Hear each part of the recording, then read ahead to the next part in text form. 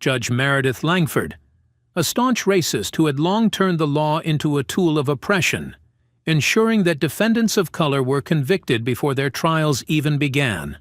But today, she faced the wrong opponent. Black attorney Nancy Mace was not here just to defend Nia Jackson, a wrongly accused victim, but to dismantle the corrupt system that Langford had manipulated for years. Langford smirked, confident that she was still in control. But just 7 minutes later, FBI agents burst into the courtroom, reading out her arrest warrant in the middle of the trial. What had Nancy done to turn the tide so dramatically? What secret had brought Langford to her knees in the very place she once ruled? Follow the story to the end to uncover the truth. And don't forget to share where you're watching from, and subscribe to the channel to ensure you don't miss the next gripping tale of justice. Courtroom number 4 of the Jefferson County Courthouse, Alabama, was meant to be a place where justice was served fairly. But under the reign of Judge Meredith Langford, justice had become nothing more than a staged performance, where people of color had almost no chance of winning. Over her 24 years on the bench, Langford had established an unspoken system in which white defendants were given leniency, while people of color, particularly black women, were seen as guilty the moment they stepped into her courtroom. No one dared to publicly accuse her of bias, but every legal professional in the city knew the truth. It was a secret everyone knew, but no one spoke about. Langford did not need to raise her voice to impose her authority. A cold glance, a subtle smirk, or even a deliberate silence was enough to strip a lawyer of their confidence. The way she addressed white attorneys with patience and respect, while openly displaying contempt for lawyers of color, especially black women, had become her signature. Anyone who had entered this courtroom knew the outcome in advance, but that did not mean everyone was willing to sit back and accept it. Today, attorney Nancy Mace entered that very courtroom with a calm, yet razor-sharp presence. At 48 years old, battle-hardened and renowned for never backing down against injustice, she had dedicated her career to defending those crushed by this system. She had faced biased judges before, but today was different. This wasn't just about her client. It was about every black woman who had been silenced within this system. Nancy did not come from a wealthy or influential legal family. She had grown up in West Birmingham, where racial discrimination still lingered despite decades of civil rights struggles.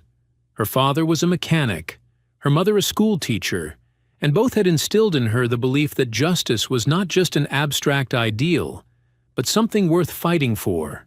At just 10 years old, Nancy had witnessed her older brother being wrongfully arrested because the police suspected him of theft, despite having no evidence. That was the first time she understood that some people were born guilty in the eyes of the law. That moment set her on the path to becoming a lawyer. Now, standing in Langford's courtroom, Nancy knew she was not just facing a prejudiced judge, but an entire system that had enabled such injustices for years.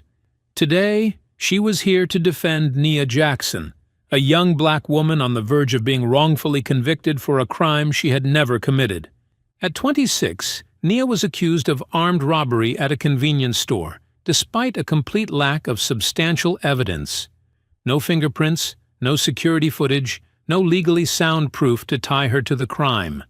The prosecution's only piece of evidence was the testimony of a white store clerk who had picked Nia out in a deeply flawed suspect lineup. But in this courtroom, that alone seemed enough to convict a black woman. Opposing Nancy was David Calloway, a young, white, ambitious, and arrogant prosecutor. One of Langford's chosen ones, Calloway had mastered the art of manipulating this system to secure victories, regardless of the truth. To him, Nia Jackson was not an innocent person. She was just another name to be added to his record, another stepping stone in his climb up the career ladder. He cared little for justice, only for winning and earning Langford's favor. Nancy quietly observed Calloway as he entered the courtroom, carrying his stack of documents as though the case was already decided. He showed no signs of concern about losing, a sure sign that Langford had backed him before the trial even started. Nancy slowly walked toward the defense table, placed her briefcase down, and took a deep breath. She knew this fight would not be confined to the walls of this courtroom. From the judge's bench, Langford finally looked up, her sharp gaze piercing through her glasses, assessing Nancy from the first moment. A fleeting smile crossed her lips, not one of friendliness, but a warning. Langford knew who Nancy was, knew how many times she had fought against injustice, but she was unbothered. To Langford, Nancy Mace was just another black woman trying to overstep her bounds in a system that was never meant for her. Nancy did not flinch. She pulled out a chair and sat down with steady composure, her gaze locking onto the judges without wavering. Today, she wasn't here to lose. She was here to fight. And no matter what happened, she was certain of one thing. Langford would not get away with silencing justice this time. Langford crossed her arms over her chest, her gaze sweeping over Nancy with cold contempt, as if her presence in the courtroom was more of an inconvenience than a legal obligation. A second passed. Then she leaned back, adjusted her glasses, and tilted her chin toward Nancy before speaking in a condescending, mocking tone. "Ms. Mace, can you hurry it up? I don't have all day." The courtroom fell into a brief but palpable silence. No one was surprised by the way Langford spoke to Nancy, but even so, her words left an unpleasant aftertaste. It wasn't just about impatience or efficiency. It was a complete dismissal of Nancy's worth as a lawyer, as if nothing she had to say could be as important as Langford's precious time. Nancy didn't blink. She didn't show anger or react immediately, only looking at Langford with a calm but unyielding gaze. She had heard such words too many times before, from judges, prosecutors, even colleagues in the legal field, all trying to make her feel like she didn't belong, but it had never deterred her. Slowly, she placed both hands on the defense table, her fingers lightly tracing the stack of case files in front of her. She knew exactly what Langford was doing, trying to throw her off balance from the very first moments, to make her react with emotion instead of logic, so that later the judge could use it against her. But Nancy was not so easily manipulated. She tilted her head slightly, her voice steady but weighty. "Your Honor, I believe the purpose of today's trial is to ensure that the defendant receives a fair legal process, not to determine who speaks the fastest." A flicker of tension crossed Langford's face, but she quickly concealed it with a cold smile. Before she could respond, a scoffing laugh echoed from the other side of the room. David Calloway, lounging smugly, twirling a pen between his fingers as if the entire conversation was beneath him. "Time efficiency is part of justice too, Ms. Mace." Calloway shrugged, his lips curling into a smirk. "But I suppose you prefer dragging things out, as long as it serves your purpose." Nancy turned to look at him, instantly recognizing the arrogance in his expression, the kind that was nurtured by a system that had always protected him. She knew he wasn't truly skilled. He had simply never had to fight for anything, because in this courtroom, every one of his battles had already been won for him by Langford before they even began. He was so confident in his privilege that he didn't even bother to hide his disdain for Nancy, as if her efforts were meaningless, as if justice was a concept she could never hope to grasp in Langford's courtroom. Nancy didn't respond immediately, only looking at Calloway a second longer than necessary before turning back to her work. His thoughts didn't matter. Langford's tactics didn't matter. She had a far greater battle to fight, and she wouldn't let any of them distract her. Above them, Langford slowly tapped the tip of her pen against the bench, her gaze still fixed on Nancy, though it was clear she had lost interest in the petty jabs. She flipped through the documents before her, then, in a dry, emotionless voice, signaled for Calloway to begin his prosecution. "All right, let's not waste any more time. Proceed, Prosecutor Calloway." To most, her words might have seemed like a simple instruction to move forward with the trial, but to those paying close attention, it was a confirmation. Langford had no intention of giving Nancy any more opportunities to speak. From the back of the courtroom, Hushed whispers began to ripple through the audience, growing louder as people started to recognize the blatant bias unfolding before them. Some members of the jury exchanged uneasy glances. A few furrowed their brows. Others shifted slightly in their seats, as if trying to suppress the discomfort settling over them. A reporter in the last row scribbled furiously, his eyes gleaming with intrigue, as if he had just stumbled upon a story worth exposing. Yet no one dared to speak up. No one openly stated that Langford was being biased. No one challenged the blatant injustice taking place. Because everyone in this room knew one thing. In this courtroom, there was only one person who held power, and it was not Nancy Mace. Still, she didn't need anyone to speak up for her. She was far too accustomed to this silence, too familiar with the averted gazes, too used to entering battles where the odds were stacked against her from the start. But that didn't discourage her because she hadn't come here to seek approval. She had come to fight, and she was ready for the battle ahead. Unfazed by Langford's blatant bias, Nancy took a deep breath, adjusted the stack of documents on the table, and slowly rose to her feet. She knew this battle couldn't be won with words alone or even sharp arguments. She had to let those in the courtroom expose their wrongdoing, and she knew exactly how to do it. Walking toward the witness stand, Nancy paused for a moment, her gaze locking onto Mark Higgins, the convenience store employee and the sole witness testifying against Nia Jackson. He was not a confident man. It was evident in the way he kept rubbing his hands together, his eyes darting anxiously, as if searching for someone in the courtroom for reassurance. Under the harsh courtroom lighting, beads of sweat were visible on his forehead, and with her experience, Nancy could tell right away. He was hiding something. "Mr. Higgins," Nancy began, her voice slow but deliberate, "I need you to confirm your statement. Are you certain that on the night of the robbery, you saw my client, Miss Nia Jackson, at the scene of the crime?" A heavy silence filled the room. Higgins pressed his lips together, his hands tightening around the edge of the witness stand, and for a moment he looked as if he wanted to flee. When he finally spoke, his voice lacked the certainty of his initial testimony. I think so." The moment those words left his mouth, a wave of tension rippled through the courtroom. A few jurors furrowed their brows. Calloway, who had been lounging comfortably at the prosecution's table, abruptly sat up straight, and Langford narrowed her eyes in irritation. Nancy sensed the shift in the air. She had struck a nerve.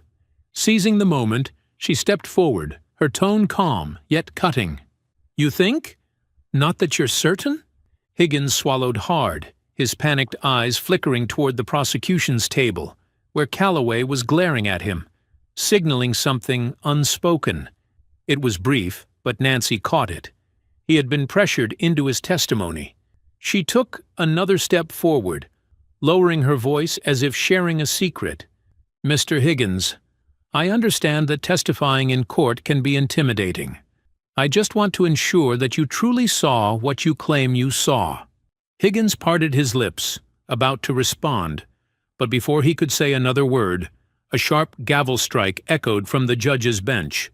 "That's enough, Ms. Mace." Nancy turned her head to see Langford staring her down with a pointed glare. "The witness has answered the question. I will not allow you to coerce him further." "Coerce?" Nancy scoffed internally. Who here was being coerced? She slowly turned back to Higgins, who sat frozen in place, his trembling hands gripping the stand as though desperate to escape. "Your Honor," Nancy said, her voice steady despite the fire burning inside her. "I am merely fulfilling my duty to ensure that this witness is testifying without undue pressure." Langford arched a brow, her expression cold, like a predator growing impatient with its prey. "I said enough, Ms. Mace. Cease this line of questioning immediately." In that moment, Nancy realized everything she needed to know. Langford wasn't just biased. She was actively covering something up. Whether consciously or unconsciously, she had just exposed herself. Nancy took a deep breath, tightening her grip on the case file, her mind swiftly piecing together the puzzle. The witness was uncertain about his statement, yet he had been coached to accuse Nia. Langford knew it, and rather than allowing the truth to surface, she had intervened to maintain this sham trial. Someone was pulling the strings, manipulating the case to ensure Nia's conviction at all costs. And Nancy knew that if she pushed just a little further, the entire dirty truth would come spilling into the light. Nancy left the courtroom with a heavy feeling in her chest, but it wasn't Langford's blatant obstruction that weighed on her. She had long grown accustomed to that. What troubled her more was the sheer fear in Mark Higgins' eyes, the way he nervously glanced at Calloway as if awaiting instructions. And above all, how quickly Langford had shut her down the moment she touched on something unusual. This wasn't just ordinary bias. Someone was orchestrating this case from behind the scenes, and she was beginning to realize that she had stepped into something far more dangerous than she had imagined. That evening, when Nancy returned to her office, everything seemed normal, until she opened the door. The documents on her desk were scattered, drawers left wide open, papers strewn across the floor. A cold chill ran down her spine as she registered what had happened. Someone had broken into her office. She rushed to the drawer where she kept the files on Nia Jackson's case, her fingers clenching when she noticed that several key documents were missing. No sign of forced entry. No valuables taken. Only the files related to the case she was investigating. This wasn't a random burglary. This was a warning. As she stood amidst the disarray, her phone screen lit up with a message from an unknown number. "Stop before it's too late. You can't win." Nancy felt her heart pounding. Not with fear, but with anger. She had received threats before, but this was different. Someone wasn't just trying to scare her. They were actively trying to erase the truth. If someone was willing to break into her office just to steal evidence, it meant she was getting dangerously close to something they desperately wanted to keep hidden. But Nancy wasn't one to back down. The next morning, she drove to the courthouse as usual, but this time, an uneasy feeling settled over her. As she glanced in the rearview mirror, she noticed a black SUV trailing her at a consistent distance, never getting too close but never falling too far behind. She made an abrupt turn onto a side street, watching carefully. The SUV reappeared in her mirror. This was no coincidence. Someone was following her. A wave of tension gripped her, but she kept her hands steady on the wheel, her eyes scanning her surroundings. As she approached an intersection, the light suddenly turned yellow, and she made a split-second decision to accelerate through it. But, at that exact moment, the SUV sped up as well, almost as if trying to force her into stopping, or, worse, causing a collision. Nancy jerked the wheel, her car skidding slightly before she regained control. The SUV blared its horn, then abruptly slowed down, veering onto another road and disappearing. Nancy took a deep breath, her hands still gripping the steering wheel tightly, but her mind was racing. This was no longer mere harassment. This was a real warning. Someone wanted her to be afraid, to abandon this case. But what they didn't understand was that if there was one thing that fueled her determination, it was someone trying to silence her. As she parked in front of the courthouse, she sat in her car for a few moments, her eyes scanning the rearview mirror to ensure she was no longer being followed. She unlocked her phone, reading the anonymous message once more. "Stop before it's too late?" Number. They were the ones who should be afraid. Because now, Nancy knew she wasn't just up against Langford. She was facing something far bigger, a force working in the shadows to manipulate justice itself. Nancy walked into the courtroom with razor-sharp focus. But this time, she wasn't just facing Langford. She was up against an unseen force. The ones who had broken into her office, followed her on the road, and warned her to stop digging into the truth. But she wasn't the kind of person to back down from threats. She would use this very trial to turn the tables, and the first step was to force Langford to expose her bias in front of the jury. The moment Nancy took her seat at the defense table, Langford's cold gaze locked onto her. her lips curling slightly, as if she had been waiting for the perfect moment to crush Nancy. Calloway, the ambitious young prosecutor, still wore his smug expression, but Nancy noticed something different. He seemed more tense than usual. Perhaps because Higgins, their key witness, had already shown uncertainty in his testimony during the last hearing. Wasting no time, Langford slammed her gavel down, her gaze lowering as if she was already preparing to attack. "Ms. Mace, I hope that today you can focus on the real issues of this case instead of your disruptive theatrics." A strike, right from the start. Nancy immediately recognized Langford's strategy. She was trying to provoke her, to push her into an emotional reaction that would lead to a mistake, giving Langford a reason to remove her from the case. If Nancy lost her temper and lashed out, Langford could call security, accuse her of contempt, and even have her expelled from the courtroom. But Nancy wasn't that easy to trap. She took a slow breath, then offered a slight composed smile, her gaze unwavering. "I completely agree, Your Honor," she replied, her tone calm yet sharp. "I too hope that today we can focus on the truth, rather than personal assumptions." The courtroom fell silent for a moment. A few jurors exchanged glances, sensing the tension in the air. Langford clenched her jaw but couldn't refute Nancy's words. The first move had landed in Nancy's favor.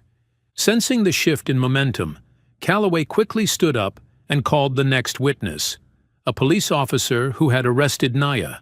Nancy watched as the officer took the stand, a white man with a rigid, guarded expression. She knew that if there was anything questionable about the arrest, it would come from his testimony. Calloway began with a series of straightforward questions, guiding the witness through the investigation and the arrest process. But when Nancy stepped forward for cross-examination, she wasted no time in exploiting the inconsistencies. "Officer, can you confirm that there is no security footage placing my client at the crime scene?" The officer hesitated slightly before responding. "That's correct, but—" "So, is there any physical evidence linking Miss Jackson to the crime? Fingerprints? DNA? No, but— So this entire case is built on the uncertain testimony of a single witness, isn't it?" Calloway immediately sprang to his feet. "Objection! The defense is misrepresenting the testimony." Langford nodded without hesitation. "Sustained. Ms. Mace, stop twisting the witness's words." Nancy turned toward the jury. They had seen it. They had noticed how Langford consistently sided with the prosecution, regardless of how reasonable Nancy's questions were. A middle-aged white juror, who had remained neutral throughout the trial, was now frowning, his expression more serious. Nancy recognized this as the first crack in Langford's wall of control. But she wasn't done yet. Nancy took a step back, her voice slow and deliberate. "Your Honor, I am not misrepresenting anything. I am simply doing what any defense attorney should, verifying whether there is enough evidence to convict someone." Langford held Nancy's gaze for a moment too long. She knew Nancy was backing her into a corner. If she continued to shut down every argument unfairly, the jury would begin to see her bias for what it was. Langford didn't respond right away, and in that brief moment, Nancy knew she was gaining ground, but she also knew she needed a decisive move, a strike strong enough not just to expose Langford's bias, but to bring her down right there in the courtroom. And she was ready for it. Nancy left the courtroom with the feeling that something was shifting. She had seen the first crack in Langford's power, but to bring her down completely, she needed more than a fleeting moment of doubt from the jury. She needed evidence. She needed testimony from those who had seen the system rot from the inside. And just as she was deep in thought, a deep voice called out from behind her. Ms. Mace Nancy turned around. Standing before her was Marcus Reynolds, a black man in his 60s, his salt-and-pepper hair a testament to years of experience, his sharp eyes still burning with intelligence. He was once a well-respected judge in the county, known for his fairness. But 8 years ago, he had been forced to resign in a fabricated scandal, one that everyone knew Langford had orchestrated. Since then, he had disappeared from public life. "I need to talk to you," he said. Nancy studied him for a moment, then nodded. They walked to a small cafe near the courthouse, where no one could eavesdrop. As soon as they sat down, Reynolds laced his fingers together on the table, his voice low but firm. "I've been watching your trial. You're doing something no one has dared to do for the past 20 years. You're putting Langford on the defensive. But if you want to bring her down, you need more than what you have now." Nancy tightened her grip around her coffee cup, not breaking eye contact. "What do you have?" Reynolds pulled out an old file and placed it on the table in front of her. The pages were yellowed, some stained with ink, but as Nancy flipped through them, she immediately understood their significance. "This is a record of the cases Langford has manipulated over the past 2 decades, Reynolds said, his voice heavy with meaning. "She hasn't just been railroading black defendants. She's been taking bribes from prosecutors and police to ensure that powerful defendants walk free." Nancy scanned the names, the tampered verdicts, the buried investigations. But the most important thing was, Reynolds had evidence. She looked up at him. "Why haven't you ever exposed this?" Reynolds exhaled, a deep weariness in his eyes, the kind that only comes from witnessing too much injustice. "I tried," he said slowly. "But when I started digging into Langford, they found a way to silence me. They fabricated a scandal, forced me off the bench. Then I got a warning. If I kept pushing, my family would be in danger. So, I backed off." Nancy wasn't surprised, but the quiet fury in her chest only grew stronger. Langford hadn't just abused her power, she had destroyed anyone who stood in her way. "But I'm old now," Reynolds continued. "I have nothing left to lose. You can do what I couldn't." Nancy nodded, gripping the folder tightly.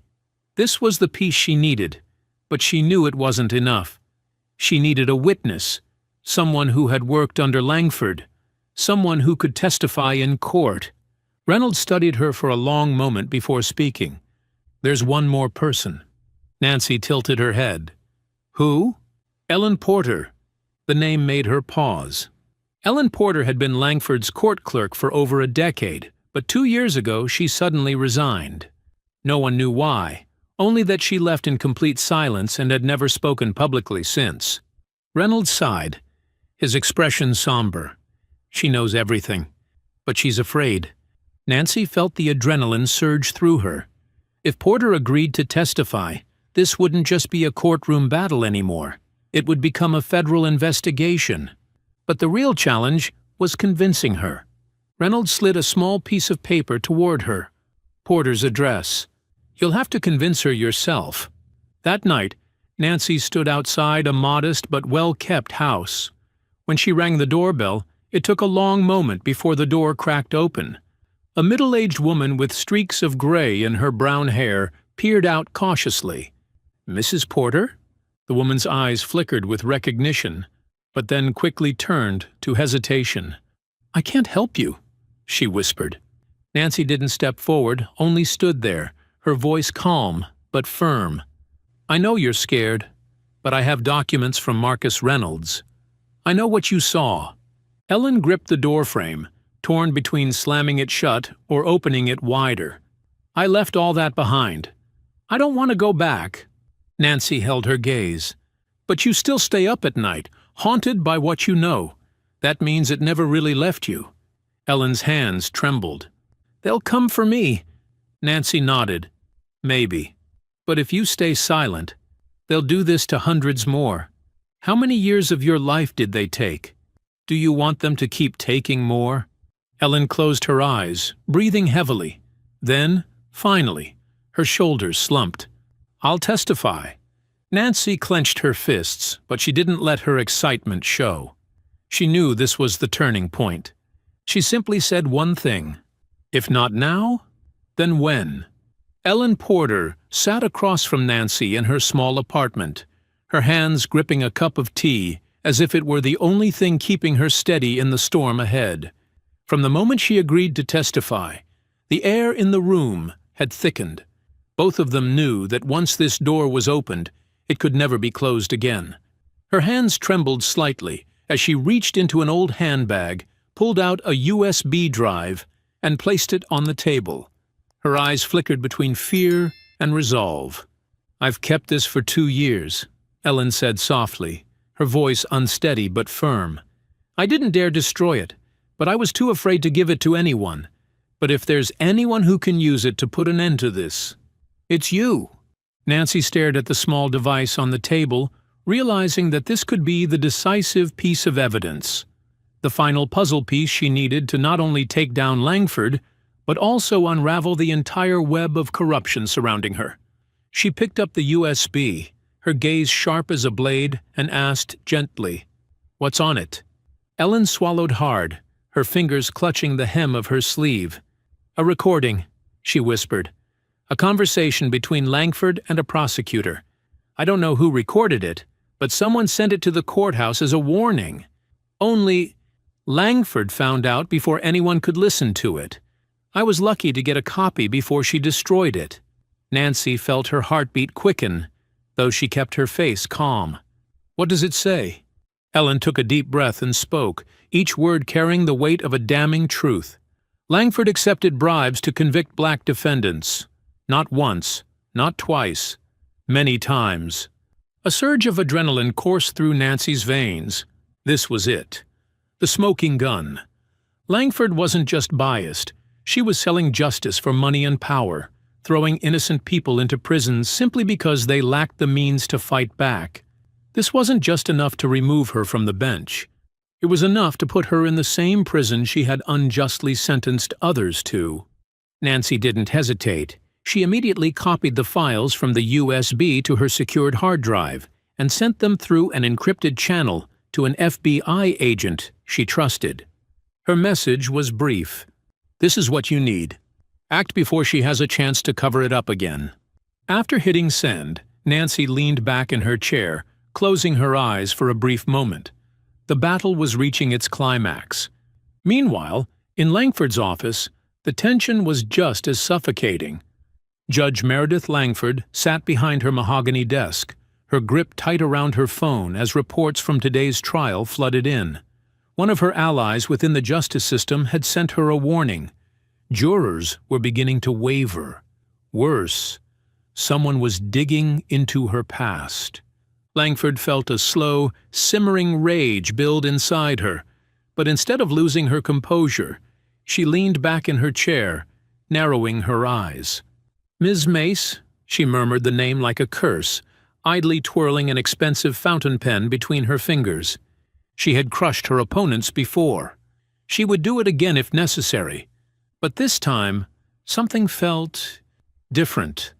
A strange unease crept over her, an unfamiliar feeling, one she hadn't experienced before. Something was shifting. It felt like someone was watching her from the shadows.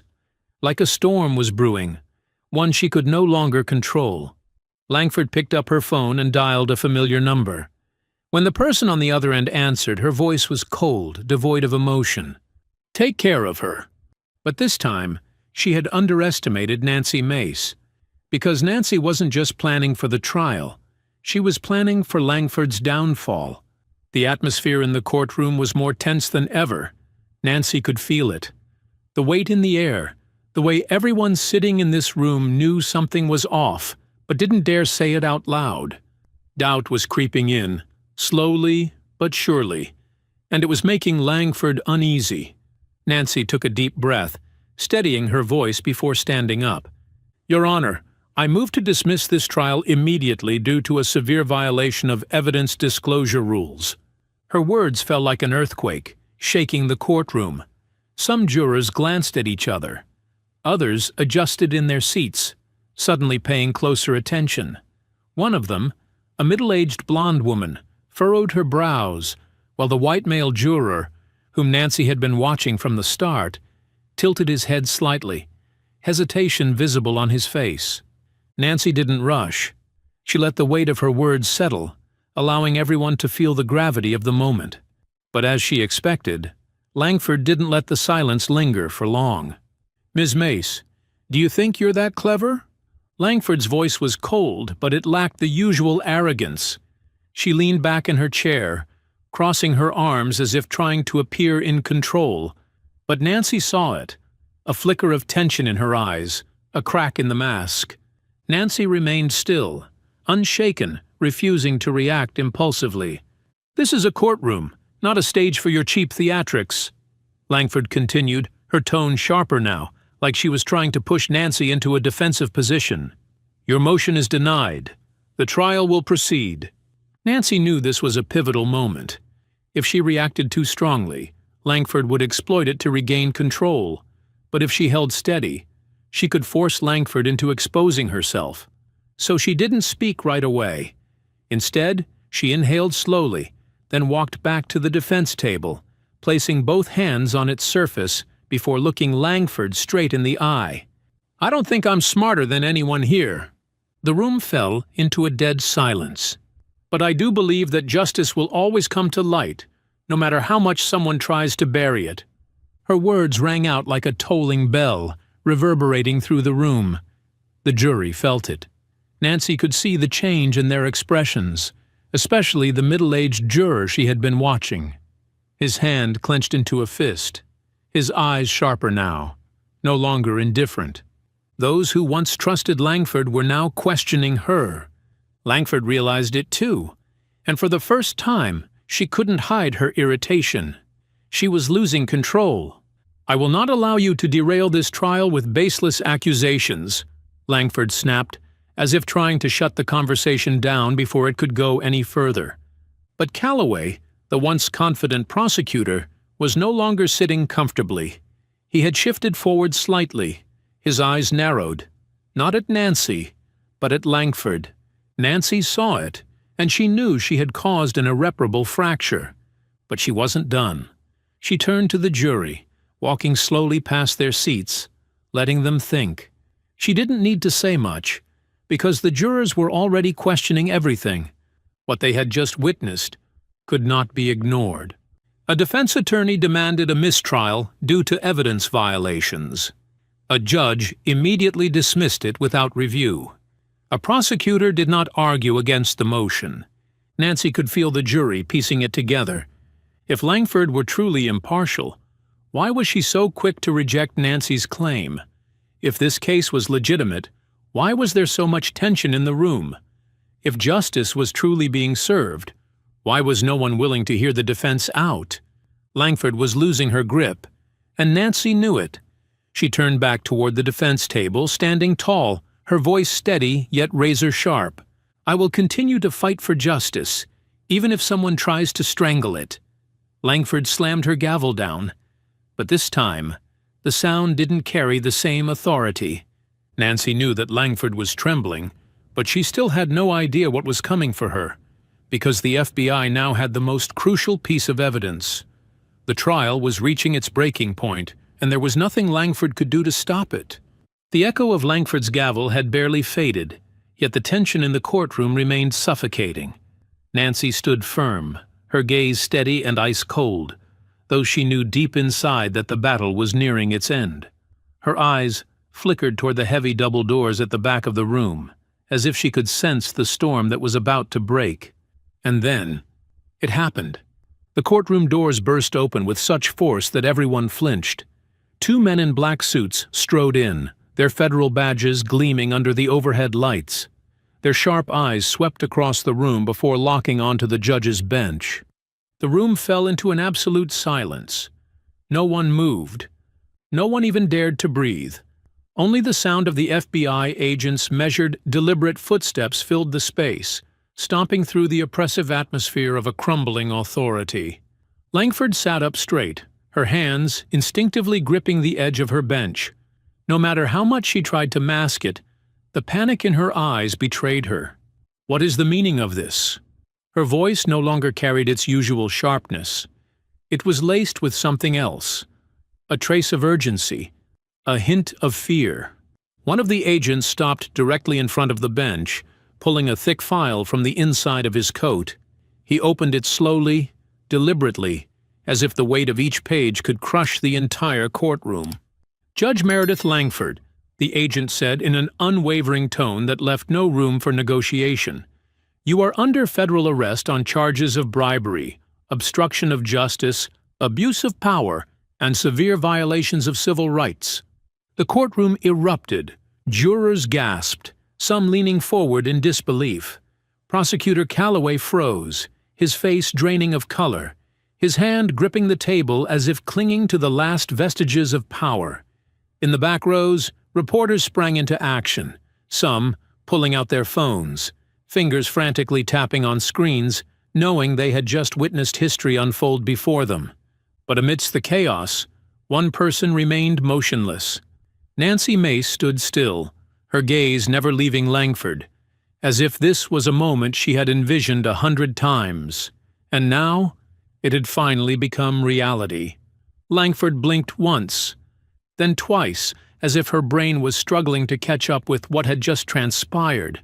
And then, suddenly, she shot up from her seat, slamming her hand onto the bench with such force that papers scattered onto the floor.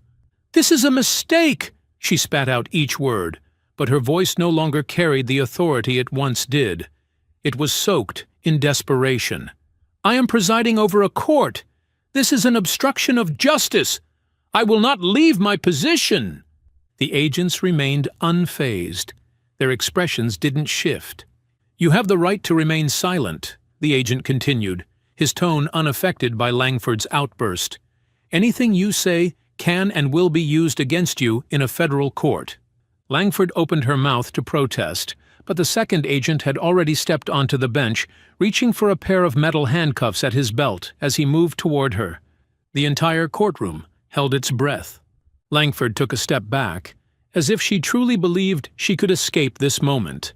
But there was nowhere to run. She had once made hundreds of defendants stand in this exact spot. She had handed down sentences without hesitation, had condemned countless individuals without remorse. Now she was in their place. The handcuffs snapped shut around her wrists with a chilling click. The jury remained frozen in stunned silence. Prosecutor Calloway instinctively stepped back, his eyes wide with fear, as if realizing that he could be next. Camera flashes exploded from the press gallery, capturing the moment one of Alabama's most powerful judges was handcuffed in her courtroom. Langford took a shaky breath, but she still wasn't ready to surrender.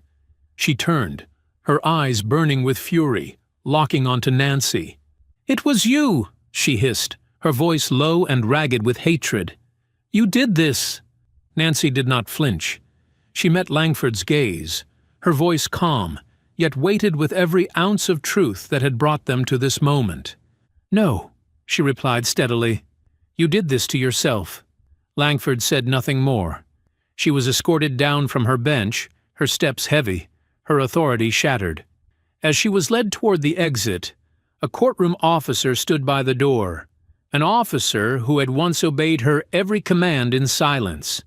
But this time, he simply opened the door for her to leave, as he would for any other criminal. The door slammed shut behind her. Inside the courtroom, the silence lingered for a moment longer before the entire room exploded into murmurs and hushed conversations. No one could believe what they had just witnessed, that a judge who once controlled the system had now fallen at its feet. Nancy inhaled deeply, feeling the air shift around her, but she knew this fight was far from over. Langford was gone. But what about the system she had left behind? What about those who had enabled her corruption? Nancy remained in place, knowing that this was only the beginning of a much greater battle. The door closed behind Langford, but the weight of that moment rippled through the courtroom like an aftershock. For a few suspended seconds, no one moved, as if they couldn't quite grasp the reality of what had just happened. And then, everything erupted. The jury, who had just witnessed one of the most powerful judges in the state being arrested before their eyes, reacted in different ways. Some gasped, shaking their heads in disbelief. Others lowered their heads, shoulders tense, as if grappling with a new, unsettling reality. Those who had once trusted Langford, who had seen her as a symbol of justice, now faced the truth. They had unknowingly supported a fraud. One juror pressed his hand to his forehead, whispering something to the person beside him. A woman covered her mouth, tears glistening in her eyes, as if realizing that she had, perhaps unintentionally, been complicit in the injustices Langford had perpetuated for years. But one person sat rigidly upright, emotionless, the middle-aged white man Nancy had taken note of earlier. The confidence he had carried at the beginning of the trial had faded, replaced by something more introspective, as if he was beginning to understand that the system he had once believed in had betrayed its ideals. Meanwhile, Prosecutor David Calloway was visibly unraveling. His face had turned ghostly pale, his Adam's apple bobbing as he swallowed hard. His eyes darted around the room, searching for an escape that didn't exist. He knew he had lost everything. Straightening his tie with shaky hands, he attempted to regain composure, but his voice lacked its usual arrogance. "We should proceed with the legal proceedings," he stammered. But no one was listening to him anymore. The jury no longer saw him as a skilled prosecutor, but as a puppet who had lost his master. He had lost. Nancy didn't look at Calloway. He was no longer the focus of this story. Instead, she took slow, deliberate steps forward, her heels clicking against the wooden floor as she approached the now empty judge's bench. She let her gaze sweep across the room before settling on the chair Langford had occupied for so long. The seat of power, the place where she had crushed countless lives without hesitation. Now, it was empty. Nancy lifted her head slightly, speaking as if addressing someone no longer there, but whose shadow still lingered over the room. No one is above the law, not even her. Her words weren't just for Langford. They were for everyone who had manipulated the system, and for those who had remained silent while it happened. A journalist in the back lowered his camera slightly, his eyes narrowing as if he had just grasped the bigger picture. This wasn't just about one woman's downfall. It was about the collapse of an era, the crumbling of a decayed system. Nancy turned on her heels and walked toward the courtroom doors. Outside, Langford was being led down the long hallway, her arms gripped firmly by 2 FBI agents. But they didn't need to use force. She no longer resisted, as if she had finally accepted that it was over. And then, a powerful moment unfolded. A black courthouse clerk, the very person who had once been subjected to Langford's sneers and cutting remarks, stepped forward and held the door open for her. Langford hesitated. For a fleeting second, she seemed to grasp the bitter irony of her downfall. For 24 years, she had wielded absolute control. Today, she walked through that door, not as a judge, but as a criminal. The door slammed shut behind her, and with it, an era came to an end. As the door closed behind Langford, the echoes of that moment still lingered in the courtroom. But while she had been arrested, there was still one person waiting for her fate to be decided.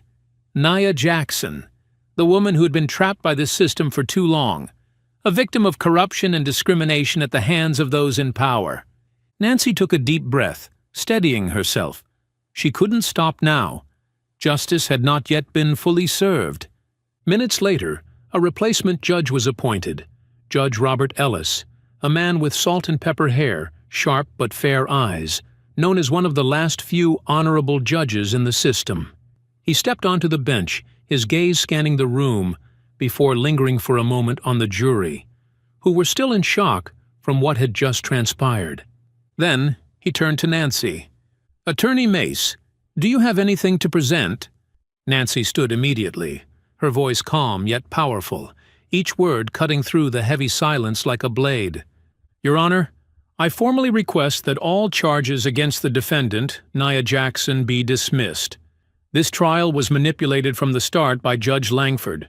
Evidence was hidden, witnesses were led, and the prosecution abused the system to secure an unjust conviction. There is no legal basis for this case to continue.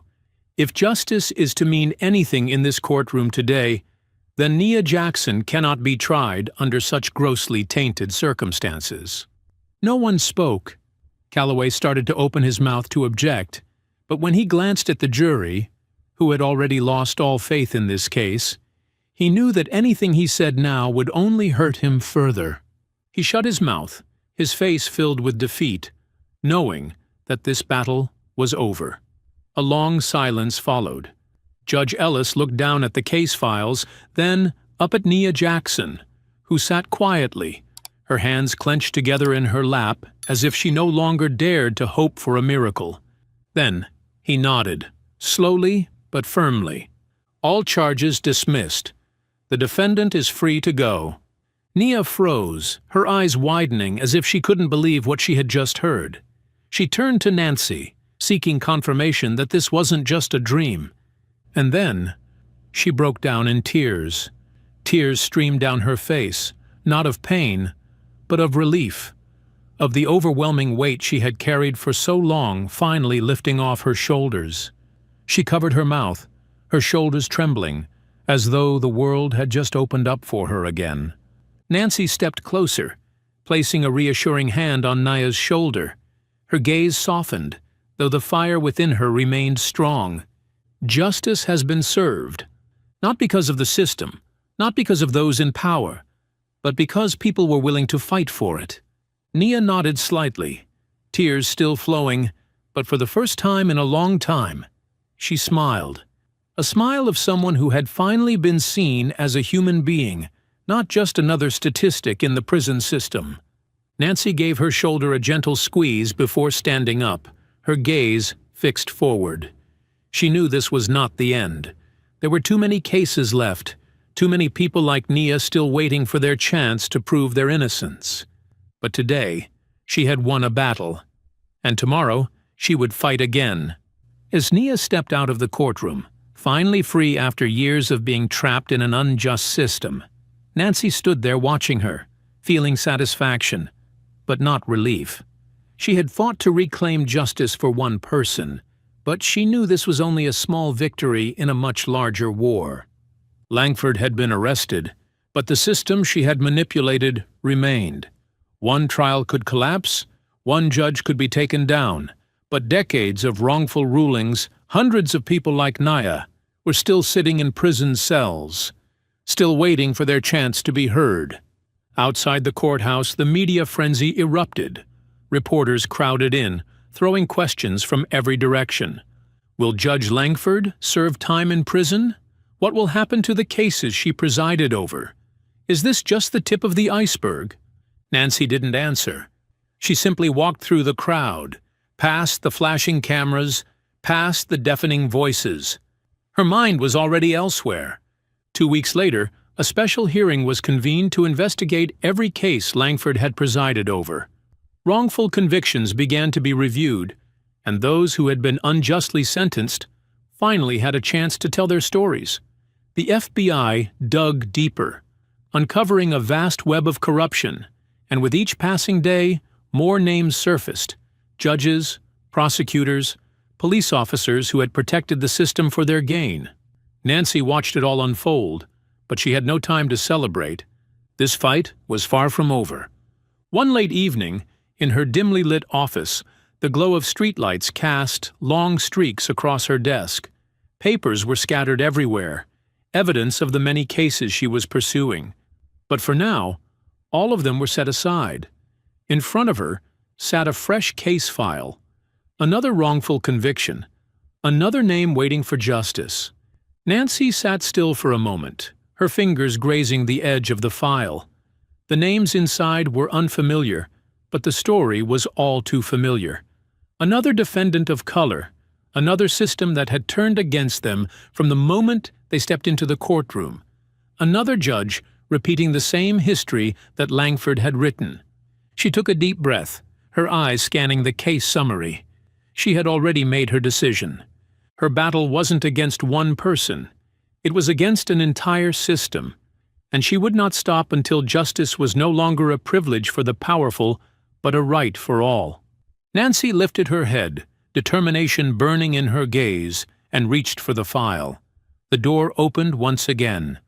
A new fight was about to begin. Nancy and Nia's story was more than just a legal battle. It was a symbol of resilience in the face of injustice, of people daring to challenge a system that had long since abandoned true justice. Langford had been arrested, but was that enough to change an entire system? How many cases like Nia Jackson's were still hidden in the shadows? How many judges like Langford were still manipulating the law for their interests? What do you think? If you were in Nancy's shoes, would you keep fighting, knowing that the forces against you were immense? Share your thoughts in the comments below. And don't forget to like, share, and subscribe to the channel so you won't miss the next powerful story. Justice can only prevail when we all raise our voices. A black woman finds herself surrounded by 8 escaped convicts, their eyes filled with desperation as they close in, ready to steal her car and supplies for their getaway. But what they don't know is that she is no ordinary woman. As gunfire shatters the silence of the night, darkness engulfs the cabin where she grips her weapon tightly, determined to defend her home against the ruthless criminals. She has only seconds to pull the trigger, to take down the man in front of her. But it's not that simple. They came prepared. With a swift, brutal strike, one of them knocks her down, wrenching the weapon from her hands. Before she can react, a forceful blow from behind sends her crashing to the ground. When she regains consciousness, her hands are tightly bound, and the gang's leader looms over her with a cold, menacing grin. But she is not so easily broken. Using her cunning and skill, she turns the tide, instilling fear into the criminals as they watch helplessly while their own men fall one by one. What awaits her next? Who is truly behind all of this? And more importantly, how will she escape when her enemies are far more powerful than she ever expected? Let us know in the comments where you're watching from, and don't forget to follow the channel so you won't miss the next thrilling chapter. Naomi Carter walked slowly through the pine forest, each step pressing down on the brittle layer of dry leaves beneath her worn military boots. The morning air in Montana was crisp and serene, with only the whisper of the wind through the treetops and the faint clatter of the rifle slung across her shoulder breaking the silence. She took a deep breath, inhaling the scent of pine wood and the lingering mist that still clung to the air. A peaceful morning, something she had learned to cherish after years of living amid the chaos of war. Naomi had spent nearly her entire life in the military. 15 years of combat, facing the most perilous missions, battling not just enemies in the field, but also the prejudices within her own ranks. A black woman in the Navy SEALs was not a common sight. She had grown accustomed to the skepticism, the murmurs behind her back, and the scrutinizing gazes of her fellow soldiers. But she never gave anyone a chance to doubt her abilities. Naomi stood her ground, rising through the ranks through sheer skill, unwavering determination, and unbreakable resilience. But those days were behind her now. Naomi had chosen a different life, leaving behind the cold fluorescent lights of the barracks for a place where no one remembered her, a small wooden cabin nestled in the Montana mountains. She took care of everything herself, hunting, farming, training daily to maintain her strength. Mornings were for running through the woods, afternoons for sharpening her marksmanship, and evenings for rocking on her porch chair, sipping hot coffee and gazing at the star-filled sky. This solitude made her feel safe. She was no longer Lieutenant Naomi Carter of the Navy SEALs. She was just a woman seeking peace. But that peace wouldn't last for long. That afternoon, Naomi drove her silver-gray Ford Bronco down to the nearest town, a small, quiet place with only a few main streets, a convenience store, a tiny diner, and an old gas station. She only planned to pick up a few supplies: flour, coffee, and hunting ammunition, just the essentials to sustain her secluded life. As she stepped into the store, she immediately felt the weight of eyes on her. The stares were nothing new. She had grown used to them. A black woman living alone in a conservative town would always be seen as an outsider. The hushed whispers behind her, the skeptical glances, none of it mattered. Naomi didn't care. She just wanted to get her shopping done quickly. But this time, something was different. It wasn't just the usual cold indifference from the locals. There was something more dangerous. Naomi felt it the moment she stepped through the glass door of the grocery store. A slow, burning unease spread through her chest, like an instinct warning her that someone was watching. Not with idle curiosity, but with intent, purpose. She made her way to the checkout counter where the store owner, Hank, a middle-aged man with graying hair, looked more nervous than usual. He darted a glance outside the window before reaching for her items. Naomi slowly turned her head. Out on the quiet street, under the golden hues of dusk, a black pickup truck sat parked a short distance away. Two men stood beside it, hands shoved into their jacket pockets, their cold eyes scanning the store. They weren't locals. Naomi kept her composure, turning back to finish her transaction. But years of military training had already activated her survival instincts. Her body tensed, ready for whatever might come next. "Something wrong, Hank?" she asked casually, without looking at him. Hank swallowed hard before replying in a hushed tone. "Did you see the news? About the prison break?" Naomi narrowed her eyes. "Prison break?" Hank gave a small, wary nod, his gaze flicking toward the window again as if afraid someone might overhear. 8 of them. They escaped from Ironwood Federal Prison last night. One of them is real bad news. Vincent Harrington. The name made Naomi freeze. Vince Harrington. A former undercover operative who had betrayed the government. Betrayed his own country. She had heard of him before. Smart. Deadly. A seasoned fighter with a complicated past. Harrington wasn't just an escaped convict. He was a man with a plan. And if he was out, there was no doubt something bigger was in motion. Naomi tightened her grip around the bag of supplies, acutely aware that the men outside hadn't taken their eyes off her. She could feel it. The peace she had fought so hard to preserve was about to shatter. Nightfall cloaked the small wooden cabin nestled in the Montana mountains. A cold wind swept through the pines, rustling the branches like the whispers of the dark. Naomi Carter stood by the window, her sharp eyes scanning the forest ahead. Something was off. She took a slow breath, checking the Glock 19 in her hand before moving swiftly to her security system. The motion sensors around the cabin had triggered once, then abruptly went silent, as if someone had disabled them. There was no doubt now. Someone was out there. Without hesitation, she shut off every light in the house, plunging the cabin into complete darkness. The night was her ally. Moving quietly, she secured the doors and windows. Years in the military had taught her one thing. When instinct warns of danger, trust it.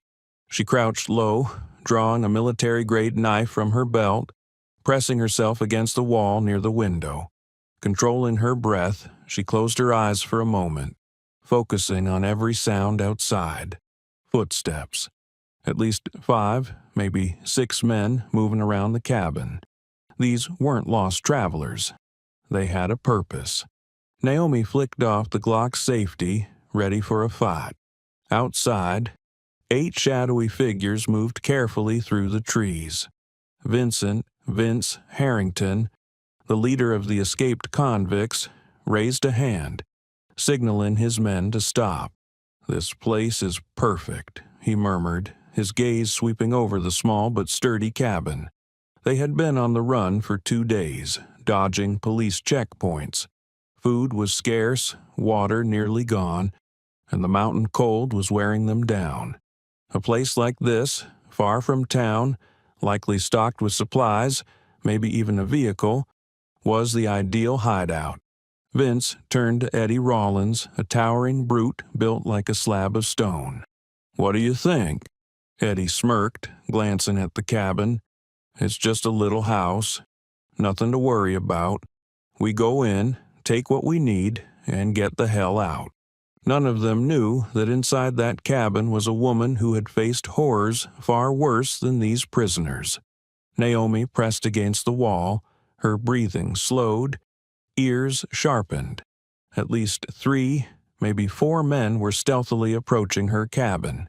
Footsteps crept closer to the front door, thickening the tension in the air. Boom! A powerful kick sent the wooden door flying open. The moment the first shadow lunged inside, Naomi pulled the trigger. The bullet tore through his arm, splattering blood onto the wooden floor. A scream of pain rang out, but she didn't hesitate.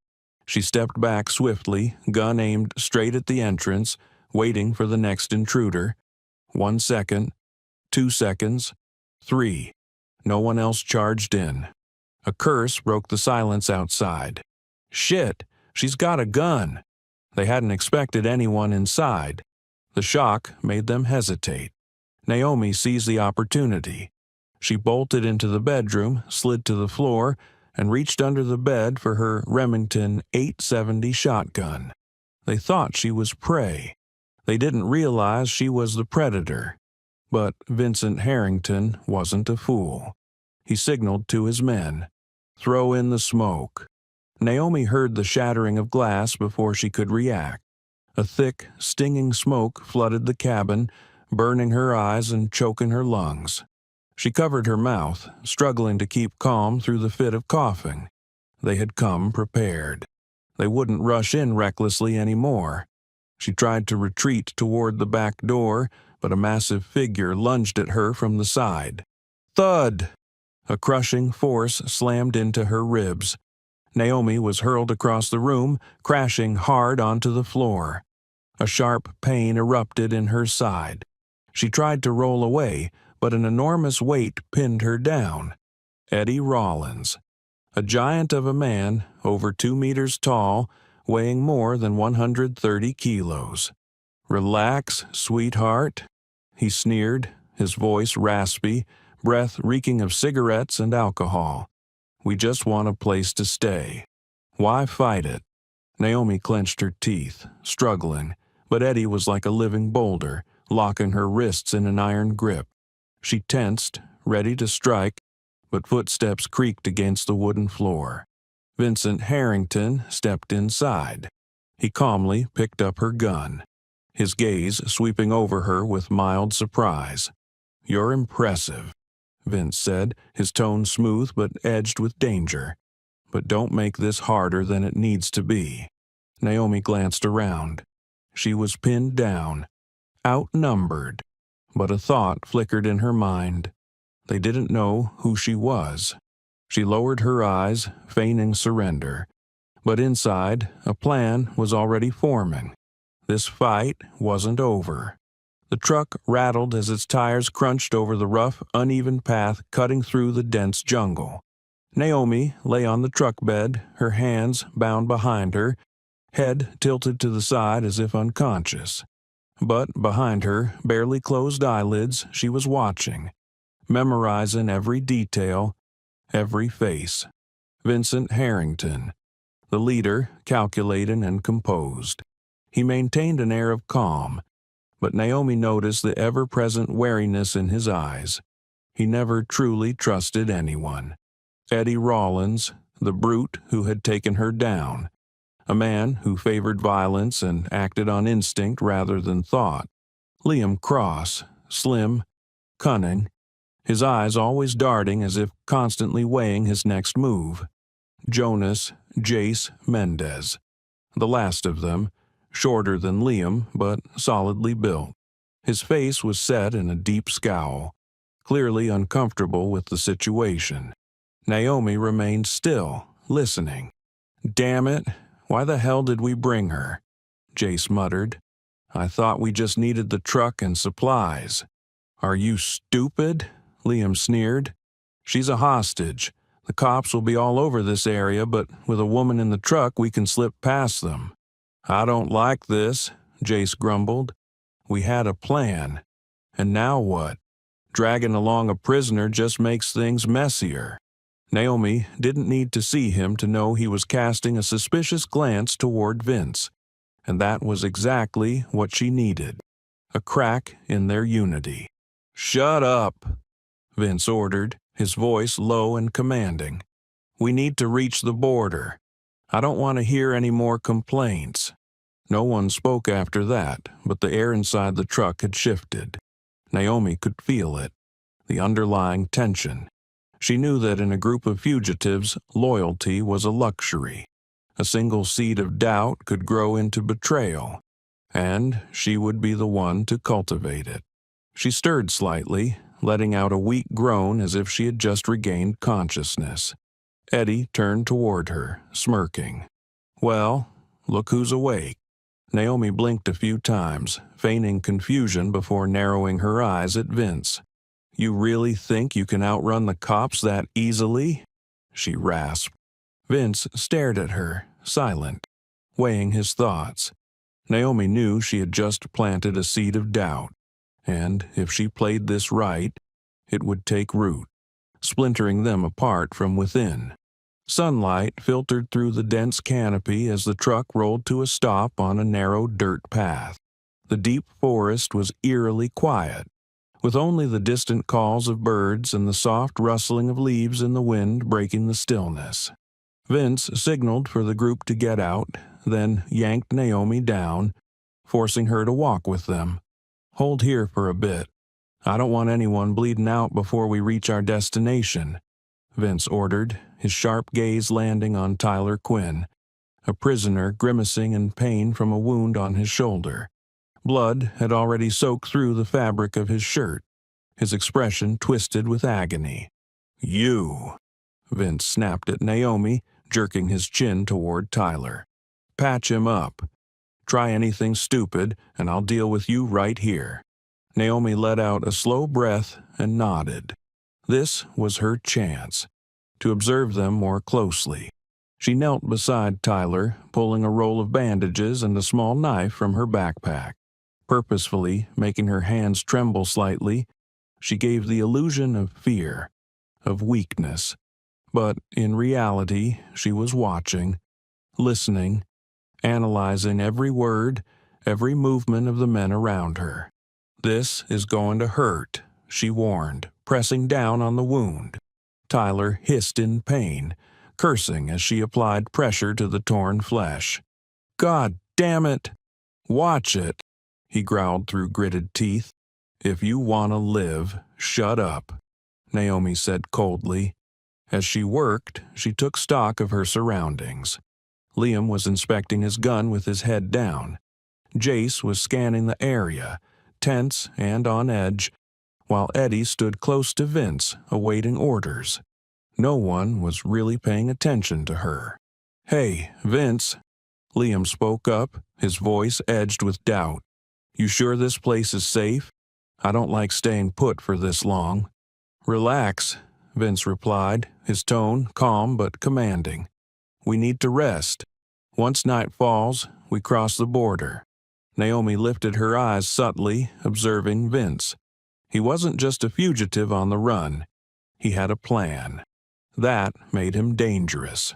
She resumed bandaging Tyler's wound, but her mind was already at work. She had noticed something crucial.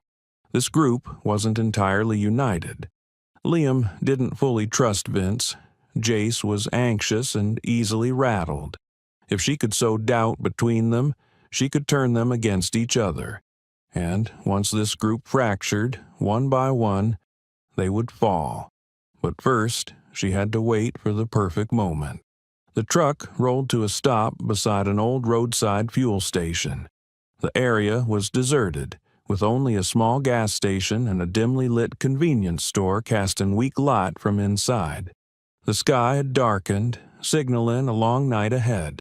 Vince ordered his men to refuel and check the vehicle while Liam Cross dragged Naomi out of the truck bed, his lips curling in a sneer. "You need to use the bathroom?" Liam scoffed, his cold eyes fixed on her.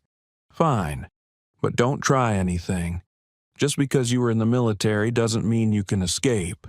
He shoved her toward a small restroom behind the convenience store, keeping a firm grip on his pistol.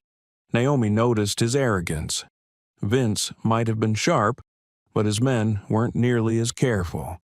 Liam pushed the door open, forcing her inside before blocking the entrance. "Hurry up," he grumbled, his gaze sharp with suspicion. "And don't even think about running.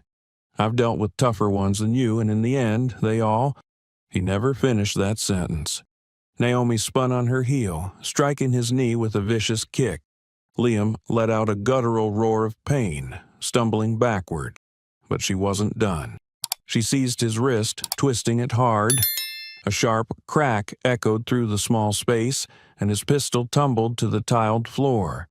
Liam howled in agony, but before he could react, Naomi drove her elbow into his face, sending him crashing against the wall. Before he could recover, she pivoted, delivering a brutal hook to the side of his head. His skull slammed against the sink with a sickening thud. His body collapsed onto the floor, motionless. Naomi crouched, scooping up the pistol. She checked the magazine, then immediately dragged him deeper into the restroom, using his own belt to bind his hands tightly behind his back. "You just made things a lot easier for me, Cross," she whispered coldly.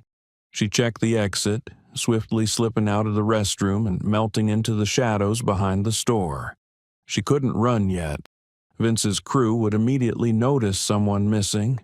She needed to observe, to wait for the right moment to take them down one by one. Just minutes later, Vince's furious voice shattered the silence. "Where the hell is Liam?" The gang exchanged glances, tension creeping into the air. "Damn it, spread out and find him," Vince roared.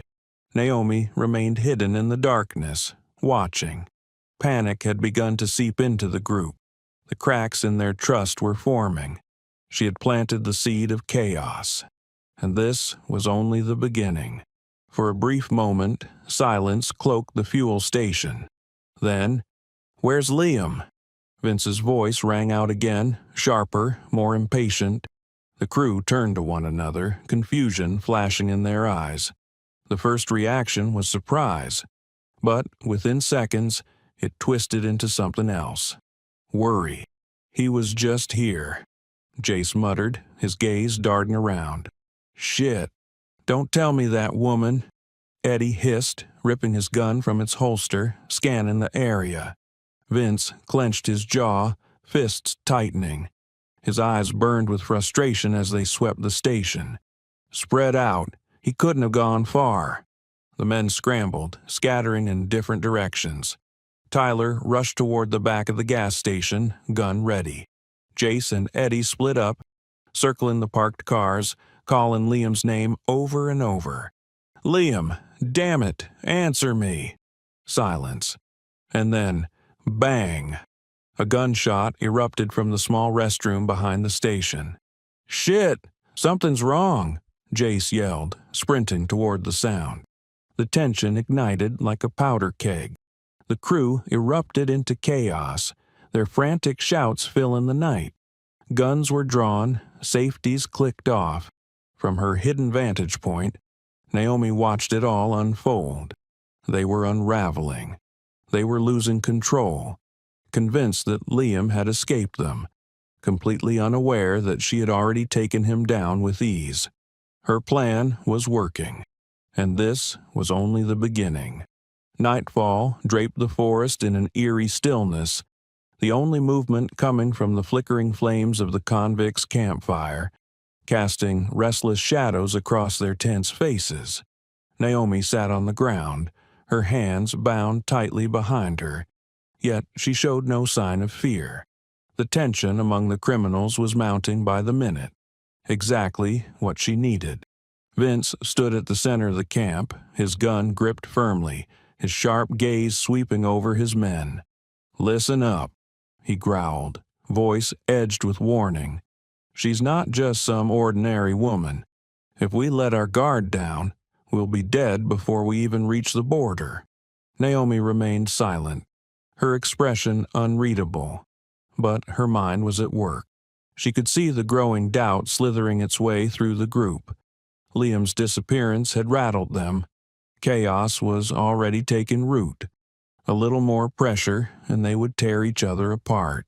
Vince turned to Eddie and Jace. "You two, keep her close. If she tries anything, put a bullet in her." Eddie, the brute of the group, let out a mocking laugh. He crouched beside Naomi, his massive hand clamping onto her shoulder like an iron vise. "If you try something stupid," he murmured, his breath thick with whiskey and arrogance, "I'll snap your neck like a damn sparrow." Naomi didn't flinch. She didn't struggle.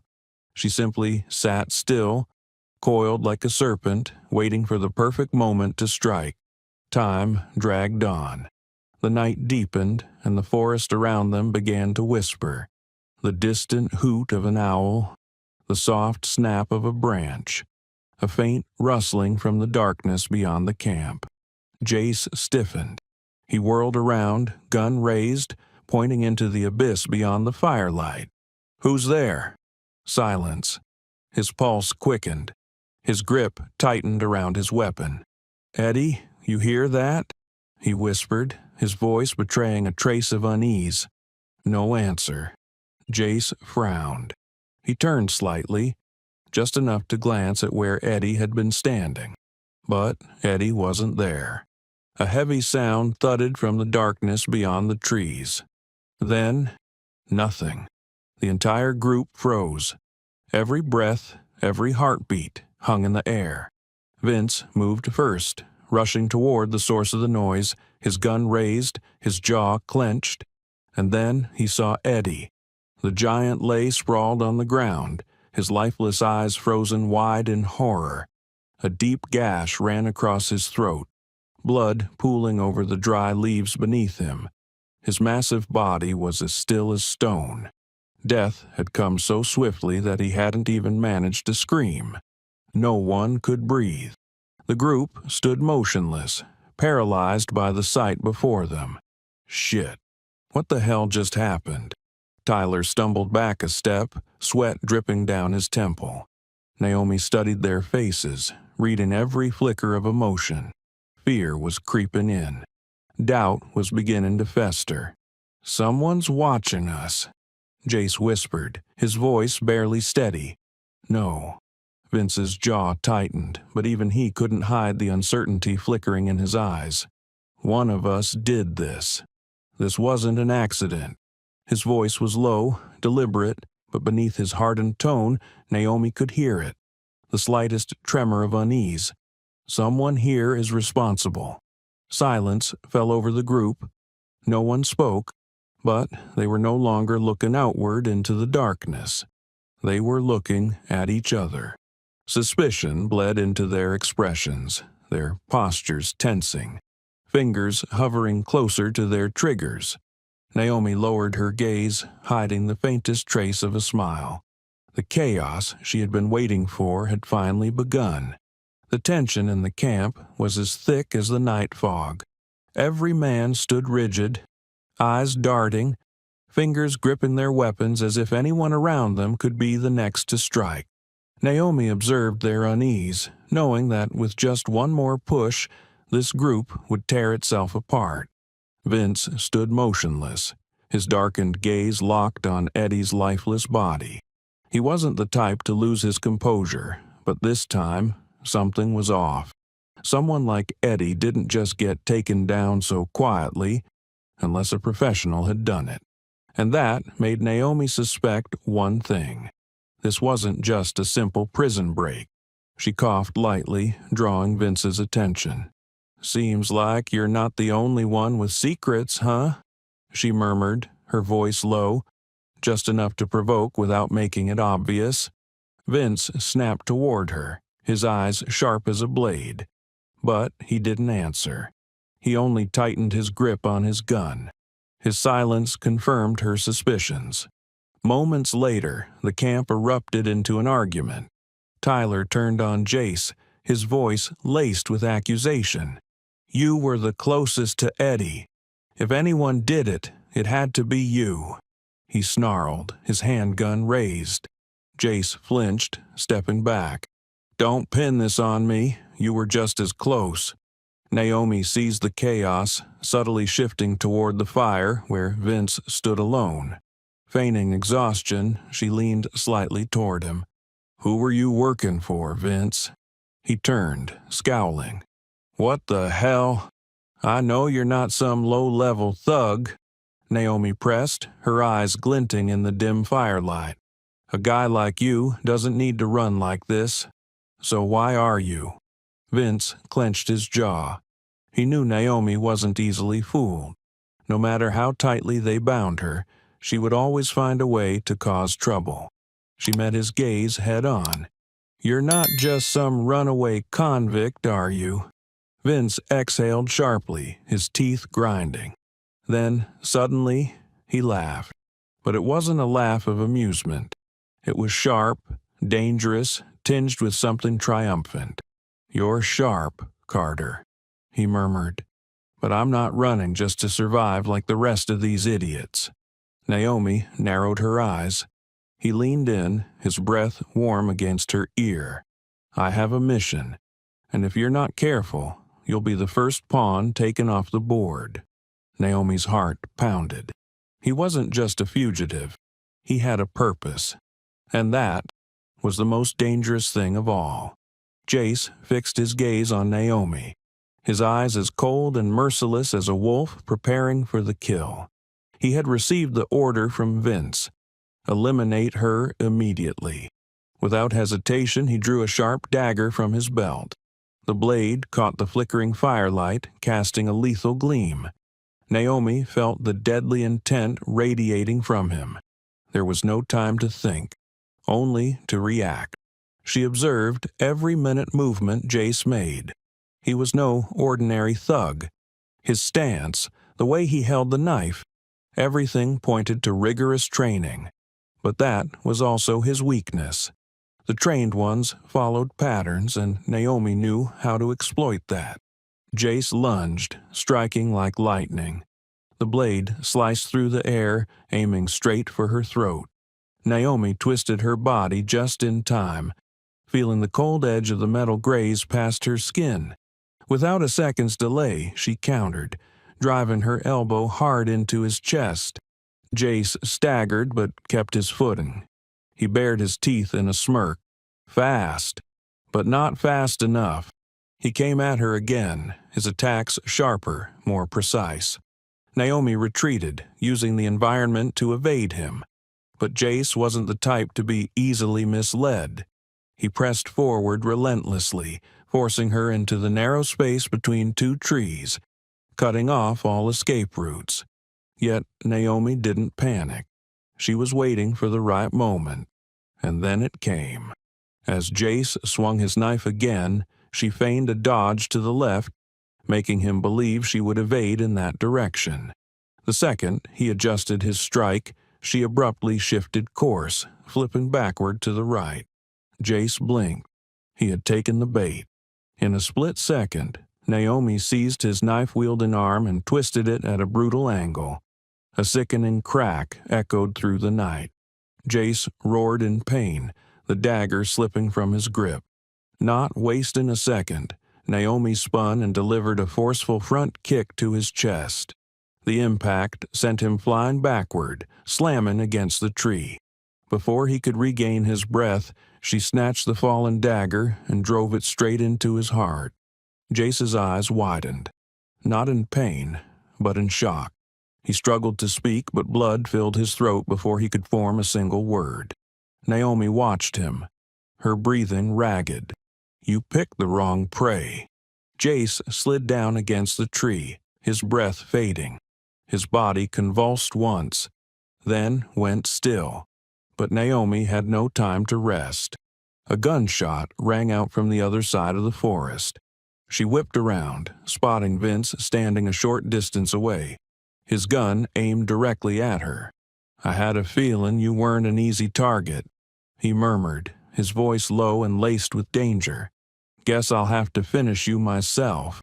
But before he could pull the trigger, sirens wailed in the distance. Flashlights cut through the darkness, illuminating the trees. The police. Vince clenched his jaw, lowering his gun. His expression darkened as officers emerged from all directions, closing in. Naomi didn't waste the opportunity. She spun and sprinted toward a large tree, seeking cover, preparing for the final battle. The deadly game was nearing its end. The forest was swallowed in darkness, illuminated only by the flashing headlights of police vehicles and the occasional bursts of fire from scattered explosions. The acrid scent of gunpowder and smoke thickened the air, mixing with the relentless barrage of gunfire and shouted orders. This was no longer just a pursuit. It was a battlefield. Bullets tore through tree trunks, splintering bark into the air. Police sirens wailed, their piercing cries mingling with the sharp commands of officers. But all those sounds gradually faded into the background for Naomi. Right now, she had only one focus: Vince Harrington. Somewhere in the shadows he was hiding. Unlike his men, he hadn't fled. Naomi knew Vince wasn't the kind of man to accept defeat easily. He wasn't reckless, nor did he make desperate, thoughtless moves. He was a strategist, a fox with backup plans, always looking for an opening to turn the tide. That was what made him more dangerous than anyone else. Lowering herself, she moved cautiously beneath the canopy, feeling every inhale, every rapid heartbeat pounding in her chest. Cold mist slithered through the undergrowth, thickening the darkness, making it easier for Vince to vanish. Then, there it was, a faint sound to her left, the brittle snap of a twig underfoot. Without hesitation, Naomi spun and fired. The bullet whizzed through the air, striking the tree trunk just centimeters from Vince's head. He reacted instantly, dodging to the side and disappearing into the shadows once more. Naomi narrowed her eyes, gripping her gun tighter as she stepped forward. Vince was fast, too fast. She didn't like this. A true predator never ran. They only repositioned for a better strike. The moment the thought crossed her mind, the attack came. A blur of movement from behind. Wind howled as something heavy barreled toward her. Naomi realized it too late. A crushing force slammed into her back, sending her staggering forward. Her gun slipped from her grasp, landing in the damp earth with a dull thud. Before she could react, a powerful hand seized her shoulder, yanking her backward. Then, Vince.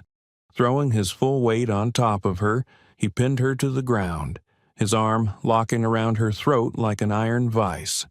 Naomi struggled, but Vince was no easy opponent.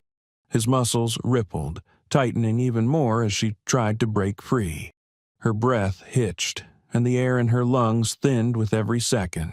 She could feel the solid, rock-hard mass of his body pressing down on her, and she knew that if she didn't escape now, she would lose her chance.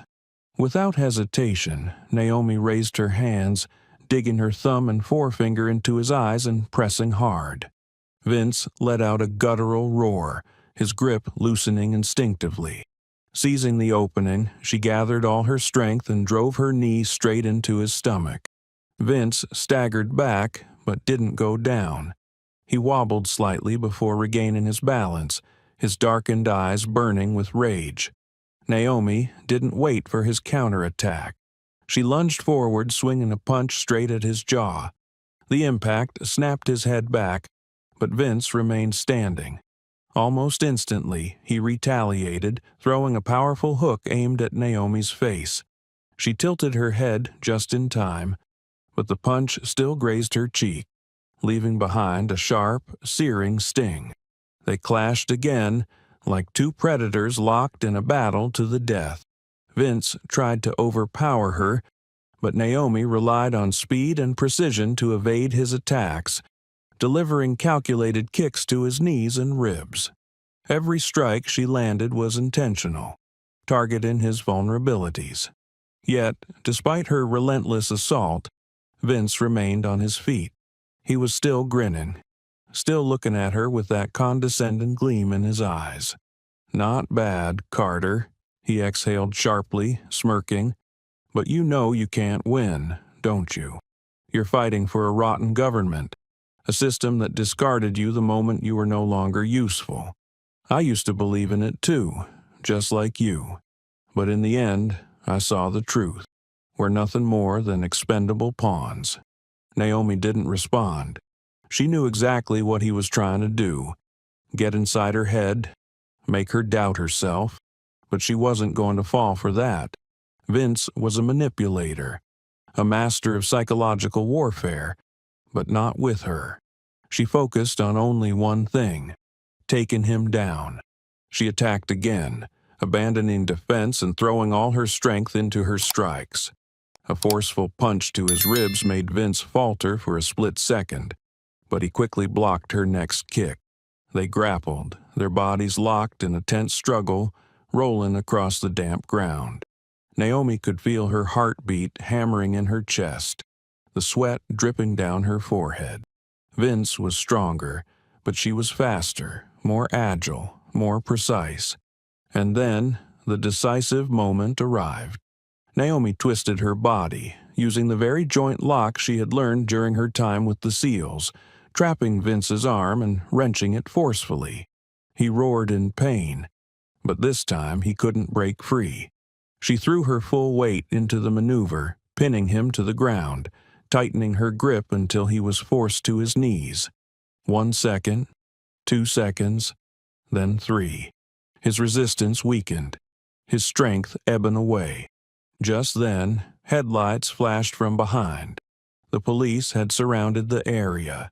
Shouts echoed across the scene as Vince's remaining men were subdued, police weapons trained on their heads. But Naomi didn't release Vince. She kept him locked in place, her breath ragged, yet her gaze remained as cold and unwavering as ever. "He's alive," she stated, her voice low but firm.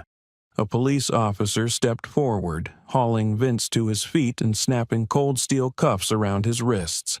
Yet Vince still smiled, a cryptic, knowing smirk. "Do you really think you've won, Carter?" he murmured, his eyes gleaming with a dangerous light. "This is only the beginning." Naomi didn't respond. She simply stood there, watching as he was taken away, her gaze unshaken. She knew he was telling the truth, but this time she was ready. The gunfire had finally ceased, leaving behind a heavy silence in the forest. The police had regained full control of the situation. Vince's surviving men were bound tightly, while the less fortunate ones lay scattered across the encampment. Naomi panted, her arms aching after exerting every ounce of strength in the fight against Vince. But now he was subdued, face pressed into the cold, damp earth of the forest, his wrists locked tightly in gleaming steel cuffs. "The game is over, Vince," Naomi murmured, keeping him pinned beneath her knee. Vince didn't resist. He had no weapons, no allies left. Yet, strangely, he still smirked, his sharp gaze locking onto Naomi. "Over?" His voice remained eerily calm, as if completely unbothered by his predicament. "You think today is a victory? This is just the beginning." Naomi narrowed her eyes, but before she could respond, the FBI tactical team arrived. A tall man with graying hair stepped forward, his expression carrying a hint of respect as he looked at Naomi. "Lieutenant Carter, you've done better than we expected," the man said. "I'm Special Agent Samuel Pierce, the lead on this case." Naomi gave a curt nod, stepping back as the agents hauled Vince to his feet and escorted him toward the vehicle. As they shoved him into the back seat of an armored SUV, he turned his head, his eyes meeting Naomi's through the glass. That smirk was still there. A creeping unease settled in her gut. She had dealt with plenty of hardened criminals, But Vince's demeanor wasn't that of a man who had lost. It was the look of someone who still had an ace up his sleeve. On the way back, Naomi and Pierce monitored the situation from the local police headquarters. As the agents prepared to transfer Vince to a more secure federal facility, an urgent transmission crackled over the radio. "Control Center, we have a problem." A tense officer's voice came through. The security system was disabled exactly 3 minutes before the transport team departed. "Someone has tampered with our security protocols." Pierce shot to his feet. "Who had access?" "We don't know, but..." Before the voice on the other end could finish speaking, a massive explosion erupted. The sound crashed into the room like a brutal blow, leaving everyone momentarily stunned. "Oh my God," a special agent whispered. The signal from the armored transport carrying Vince had disappeared completely.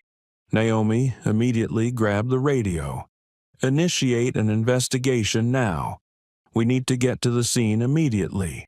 When the FBI team arrived, the sight before them left everyone frozen in shock. The armored vehicle lay overturned in the middle of the road, its front end torn apart by the explosion. Several agents were gravely injured. The others were dead. There was no sign of Vince. He was gone. Naomi clenched her fists. No way. As the team reviewed the surveillance footage, they discovered something even more shocking than Vince's escape. A security camera feed from the FBI's Coordination Center captured a man entering the control room just minutes before the system was disabled.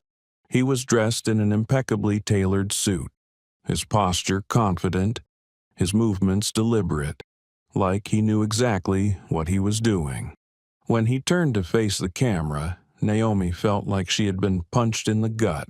Senator Alan Rothwell, one of the most powerful politicians in the United States. He had personally ordered the security system shut down, clearing the way for Vince's ambush and escape. Naomi bit her lip, staring at the screen. Rothwell. Who the hell is he in all of this? Pierce folded his arms, his expression icy. "We've suspected him for a long time. He has ties to multiple underground organizations, but no one has ever had enough evidence to take him down. And now..."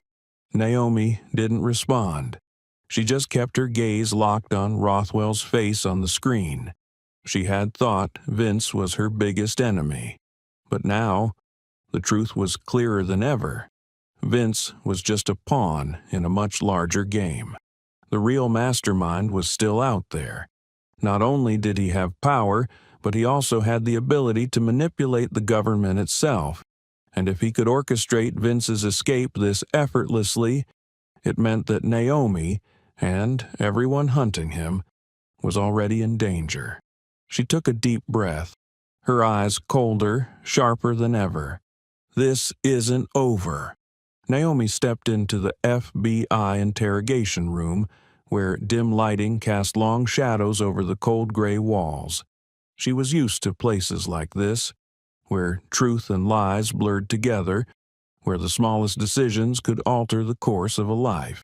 Sitting across from her was Richard Calloway, a man in his 60s with salt and pepper hair and a face etched with the marks of time. His eyes were sharp, the kind that had seen far too much, things no ordinary person should ever know. "Naomi Carter," he said, his voice steady but carrying an undercurrent of danger. "I've heard about you." Naomi folded her arms, refusing to be drawn into pleasantries. "Who are you?" Calloway leaned back in his chair, a faint smirk playing on his lips.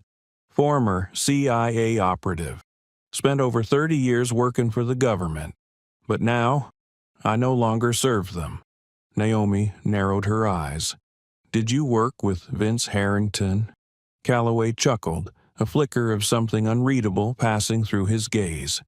"Not just worked with him, I trained him." A chill ran down Naomi's spine.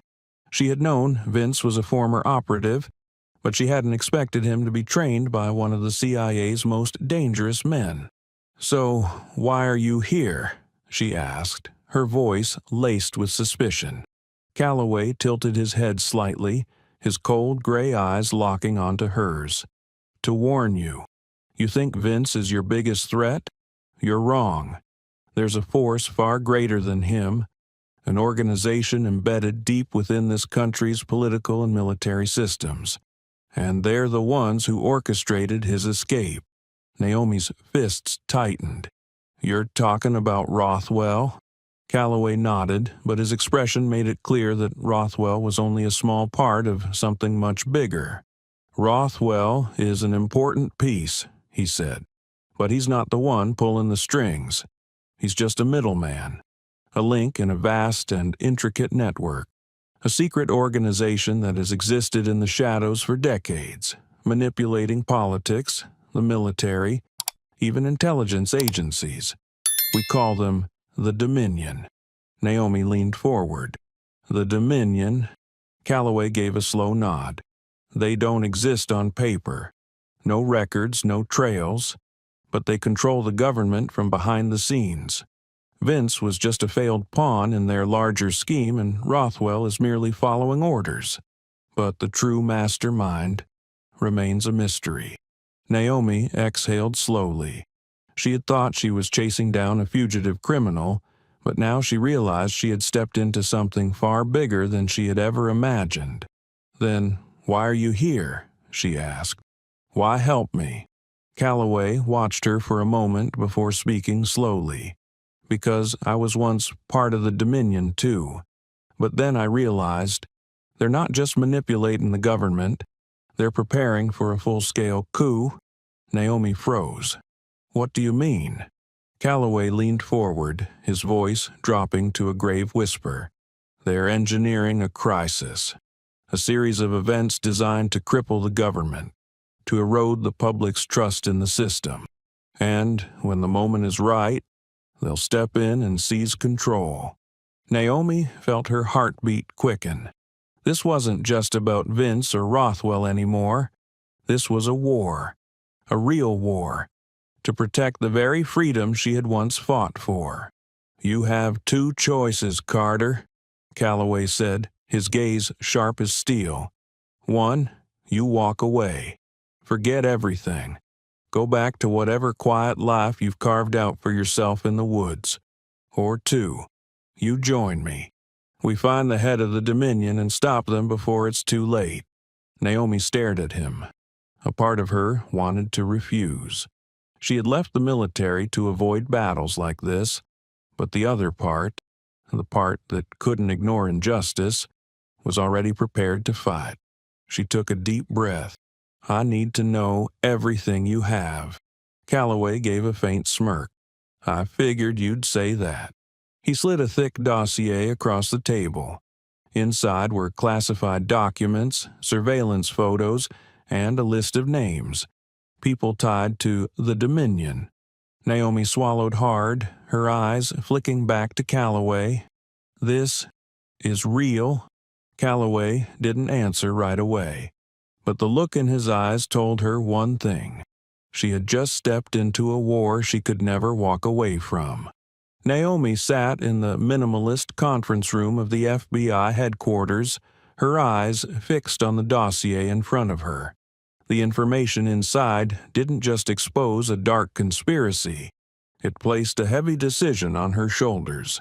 Across from her sat Special Agent Samuel Pierce and Richard Calloway, two men from vastly different worlds, yet both understood the true scale of this war. "Carter, you understand the situation now." Pierce spoke, his voice calm but firm. "Vince is just a small piece of the puzzle. We need you back. We need someone like you in this fight." Naomi clenched her hands in her lap. Her muscles coiled like a taut wire stretched to its limit. "I'm not a soldier anymore, Pierce. I walked away from that life." Pierce nodded, but didn't back down. "I understand. But you're the only person who has faced Vince directly and survived. You've seen the true nature of this organization. Can you really turn your back on all of this?" Naomi remained silent. Since leaving the military, she had tried to bury her past, seeking solitude in a remote cabin deep in the Montana wilderness. But now, that peace was nothing more than an illusion. The truth she had uncovered wouldn't allow her to ignore it. Calloway let out a dry chuckle, folding his arms as he leaned against the table. "Naomi, I'm not here to convince you to come back just because the government needs you. We both know the Dominion isn't just some criminal syndicate. They're a force that manipulates this entire country from the shadows. Do you really think hiding in the woods will keep you safe from them?" Naomi stared at him. Calloway shrugged, his tone dropping lower. "Sooner or later, they'll come for you. Not because of who you are, but because of what you know." His words sent a shiver down her spine. Not out of fear, but because she knew he was right. She could walk away now, return to Montana, and try to reclaim the peaceful life she had built. But was that peace even real? Knowing that people like Rothwell and the forces behind him were still pulling the strings from the shadows? She recalled the look in Vince's eyes when he was captured, that smug, knowing smirk, as if he was certain he wouldn't stay in custody for long. And he had been right. Just hours later, he was freed. If she did nothing, this cycle would continue. The Dominion would remain untouchable. Men like Vince would continue to unleash destruction. She took a deep breath. "All right," she said slowly, her voice steady. "I'm in, but on one condition." Pierce and Calloway exchanged glances, waiting. "I won't work under anyone's command," Naomi continued. "I want full autonomy. No restrictions, no orders." Pierce raised an eyebrow. "You want to do this your way?" Naomi nodded. "If I take this on, I'll do it the way I see fit. I don't want to be trapped in bureaucratic red tape or held back by the limitations of your system." Pierce considered her words for a moment before nodding. "We can accept that, but you'll need backup. You can't do this alone." Naomi leaned back in her chair, a faint smile crossing her lips. "I've never been alone." Calloway chuckled. "You're going to need people you can trust. I have a few names you might be interested in." Naomi studied him. He continued. "A former MI6 operative, a hacker who used to work for the NSA, and an ex-mercenary who fought in the Middle East. Each of them has their own reason for wanting to take down the Dominion." Naomi gave a small nod. "Good. I want to meet them." Pierce slid another dossier across the table. "We've also gathered intel on several locations connected to the Dominion. One of these could be where Vince is hiding." Naomi flipped through the photos and maps. This wasn't just a mission. This was a war.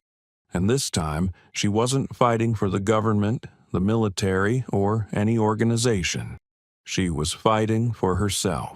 Naomi sat in the FBI headquarters conference room, her gaze locked on the dossier in front of her.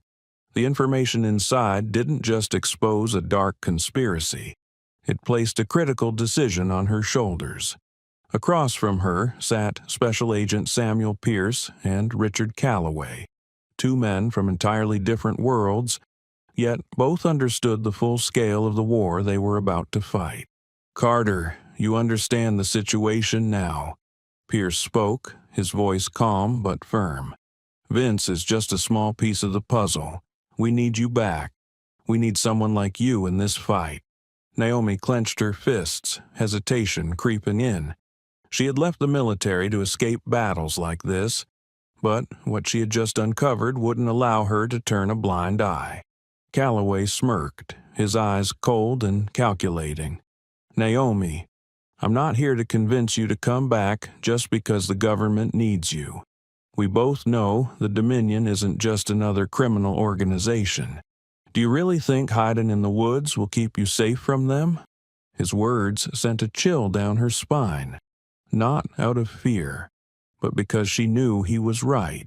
If she did nothing, Men like Rothwell and the forces behind him would continue pulling the strings from the shadows.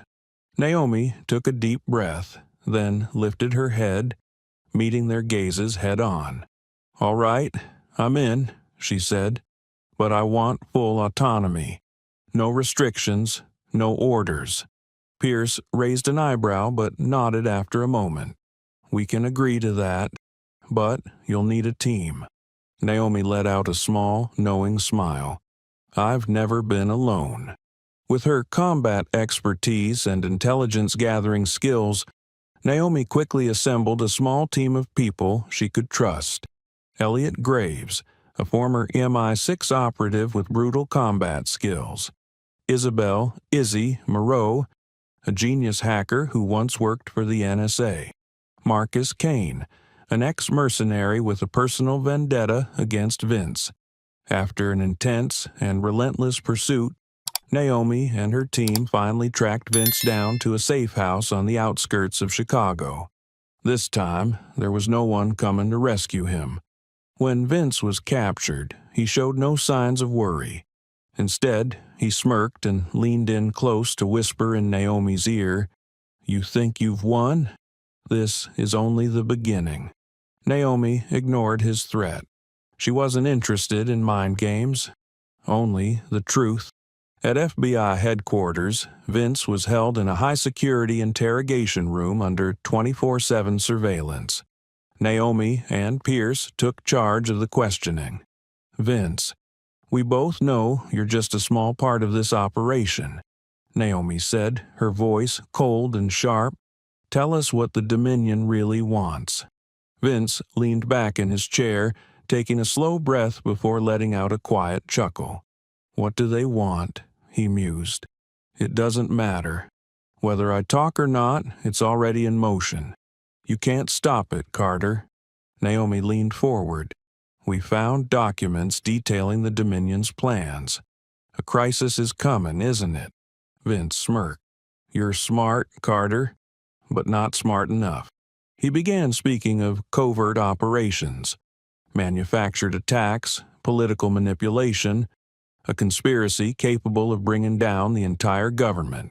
But just as he was about to reveal the name of the Dominion's true leader, his body suddenly convulsed. His eyes rolled back, his breathing turned ragged, and his hands clutched his chest.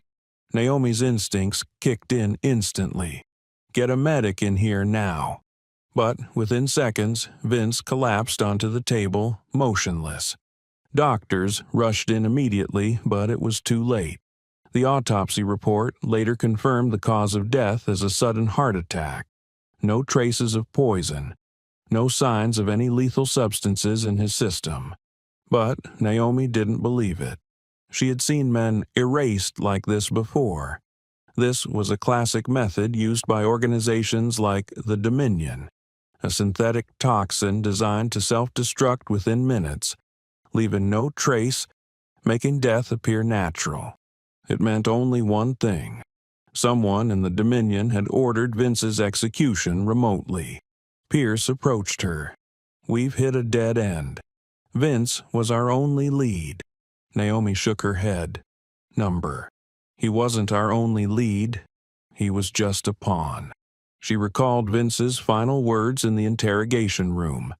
"It's already in motion." That meant the Dominion's plan was still moving forward. 1 week later, Naomi stood atop a mountain ridge in Montana, overlooking the valley below. She had made her choice. No more running. No more standing on the sidelines. She turned back inside, picked up her phone, and dialed. "Kane, I need you to find something for me."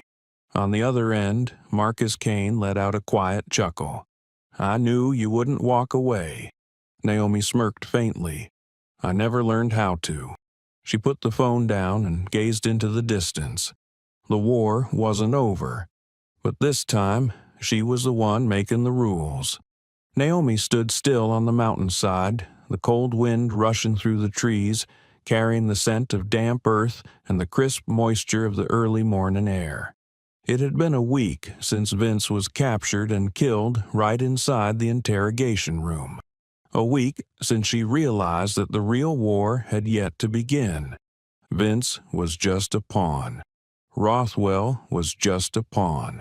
The ones truly pulling the strings, the Dominion, were still out there, hidden in the shadows, manipulating politics, controlling the government, and pulling the invisible threads no one could see.